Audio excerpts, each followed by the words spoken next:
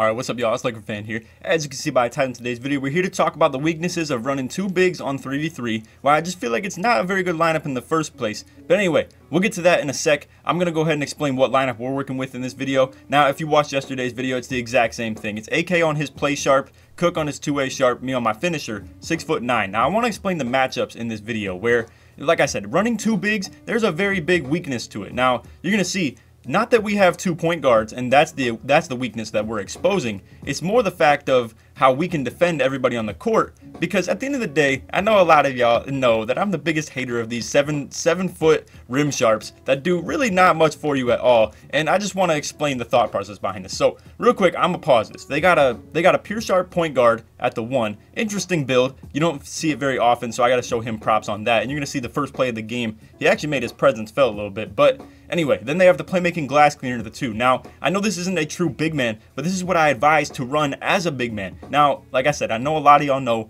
I am the biggest hater of these either 7'3" pure rims or 7-foot rim sharps. The dudes who don't do anything for you defensively, even though that's what half their build is intended to do.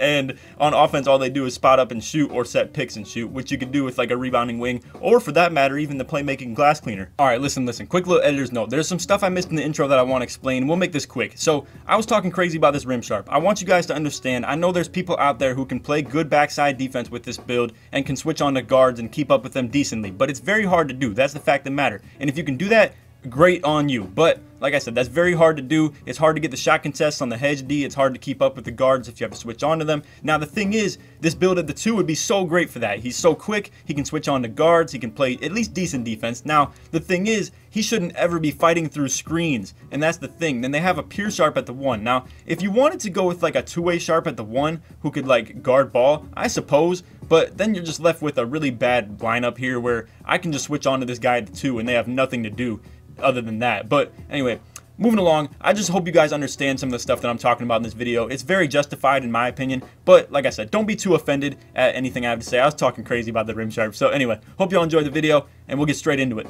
So anyway, to explain the matchup adjustments in this video, you're gonna see I start on this rim sharp, right? And then I come to realize how useless it is that I'm guarding this dude, and there's absolutely nothing I'm doing for the game. Now, like I said, this pure sharp made his presence felt early on. Hit the post hop. Yo, honestly, I gotta show mad respect to any guard that has that in their game, because that is really interesting. And also, this pure sharp was playing good defense at the start too. You see he's doing this little hold B method that some people are nice with. I couldn't even set a screen on him for the most part early on. This was like a struggle for me to set picks. But anyway, let me stick to the topic of the video. You see, again, lack of speed. It's not like that's like a huge deal that guy got out of position. People do that. I understand. It's not just, something to do with like, just his lack of speed. But again, now he's not able to play high in the help D. Now, I want to break this down real quick and explain.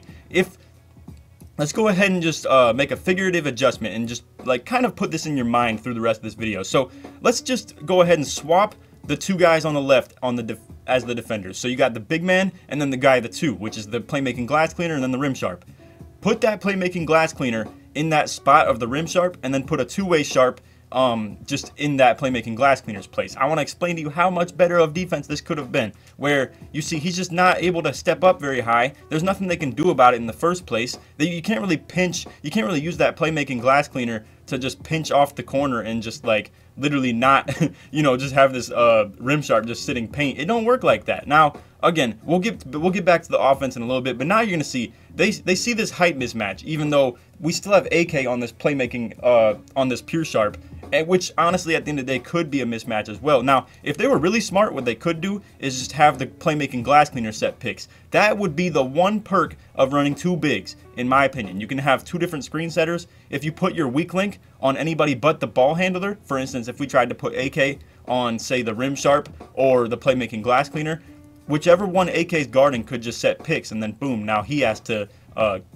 get into the play. So also I didn't even mention it yet, but I called the only shots AK for anybody who's like brand new to the channel. I know a lot of you guys know this by now who have been with the channel, but anyway, you're gonna see this play right here. So we're having Cook on this play defender, the playmaking glass cleaner, like I've said a couple times. Look at this dude. Okay, so this is what's nice about that build. It is a mobile big man that is able to like do a lot with the ball in his hand. It can ISO, it can baby you down in the paint, it can take you off dribble, it can even set picks and pick and pop, it can spot up from the corner. It's a great build. By far, like in my opinion, would be the best big man build in 2K20. I think, honestly, if you want to hear my true opinion, if I could hop on any build right now without having to grind it, I would instantly want to be on a 6'8" playmaking defender where I can get contact dunks, I can ISO if I want, all that stuff. So anyway, you see this adjustment we make. It took a little bit of like shifting around. I had to make sure that that pure sharp didn't get an open 3 right there. But the adjustment, my build is the perfect guard for this. Now, I will say, he beat me real good right there. Like, he got me good on that drive. But Cook was there for the nice corner help D, and then I dropped down when I see him help. That's a great instinctive play that I feel like a lot more teams should really be doing, especially if you got a driving guard on the other team.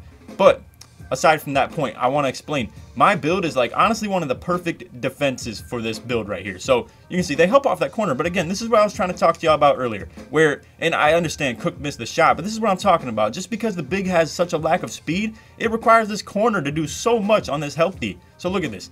Big man is like in no man's land because, like I said, no offense, and I know a lot of y'all who watch these and have the rim sharps, you're like so offended at, you know, what I have to say about these. But look at him. He's not contributing anything. He's not doing a single thing for the defense other than making this corner have to play all the way out and give up a wide open corner 3 to a two-way sharp with minimum wingspan too. But anyway, aside the point from that, you're gonna see still at that there's just a lack of everything as far, and yo, that's kind of sad right there. I'm not gonna lie, there's nothing to be said about that. But the sadness of this build that I want to talk about, we got a literally 6'2" on him, and he's just sitting in the corner. Now, I want you to tell me what's wrong with this picture right here. Now, obviously, Cook's playing crazy help D off that wing on the pure sharp. That's a bad look in the first place, but my man flies around a lot. He actually got out to this guy pretty easily anyway. But anyway, second of all, we got AK on rim sharp. Now, normally that would be a bad look, but I want to explain. I'm about to go on a whole Jimmy Neutron brain blast right now, so just stick with me, all right? Me, play defender, we like that matchup. Cook, pure sharp, we like that matchup. AK on rim sharp, we hate that matchup, but under the circumstances that's going on right now, where I am on the play defender, it's good. Now, don't be wrong, if the dude that was ISOing me had a little bit better look at shooting shots, like shooting 3-pointers, it'd be a different thing, because then they could easily just send this guy from the corner, drop him, and just easily grab rebounds and just keep chucking up 3-pointers on me, because AK versus rim sharp is not a good rebound matchup. It's as simple as that. And if I'm further out on the wing and having to contest perimeter shots, it's going to be easy rebounds. Now, the fact that this dude's looking to ISO and get to the hoop a lot more changes everything about that. We're so okay with this AK on rim sharp matchup because of that. Now, you're going to see Cook fouls right here and just kind of like negates anything I was trying to like show you guys right there. But anyway, now I want to run one more thing and then no more pauses, I promise. But this is just something that I wanted to mention. So, boom, they put this rim sharp in the corner again. Now, this is a whole different circumstance where now they could probably send that corner cut from the right, or they could even send the corner cut from the left because I have to respect this guy's shot so much. He's a pure sharp.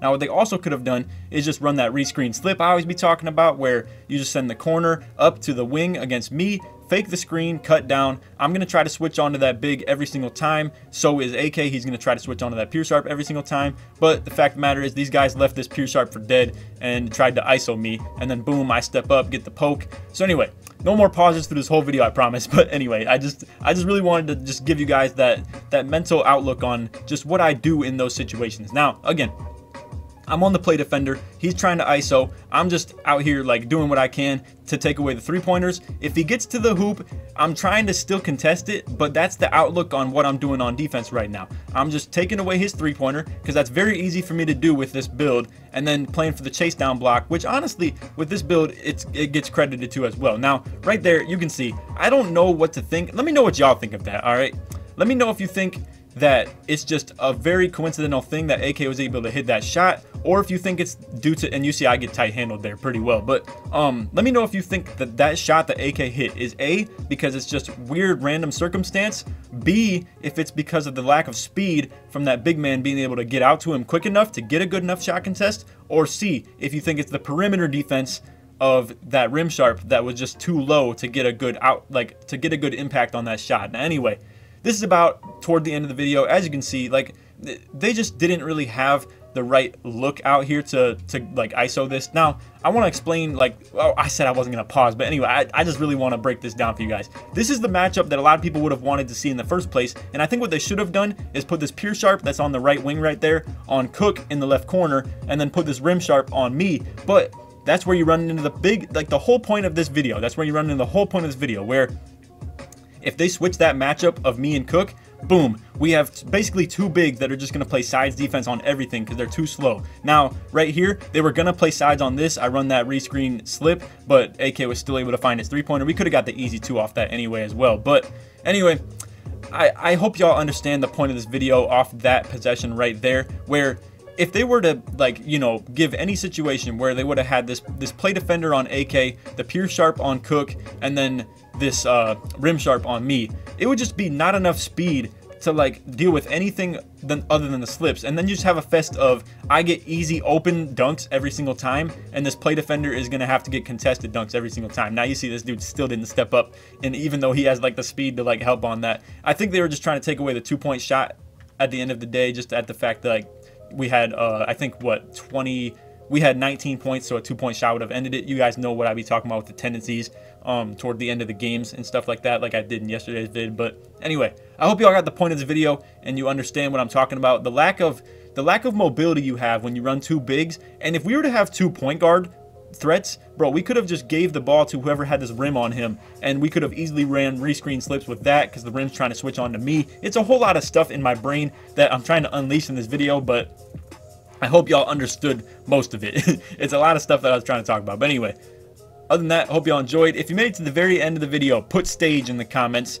This wasn't intended to be a comp gameplay. It's more of just like a breakdown and kind of just, you know, sharing my mind and sharing my explanations on things. So anyway, I hope y'all enjoyed that. And if you did, feel free to drop a like I said, sub if you're new, all that good stuff. Turn on them noties. We hitting 50K tonight, baby. I will bring the Q&A video pretty soon. I'm not guaranteed to drop it tomorrow or the day after, but I'm gonna work on it. All right, I want that video to be very good and, like, you know, a good first impression to the, like, face cam and all that stuff for you guys as well. So anyway, that will be coming. I promise. I'm not pulling some SOLLUMINATI 400K special where that never comes, but I just can't guarantee that it will be tomorrow. All right, but anyway, hope y'all enjoyed the video. Like I said, if you did and you made it all the way to the end, put stage in the comments. And on that, if we get this like 500 likes too, I'd really appreciate that. But on that, hope y'all enjoyed. Take it easy, man. Peace.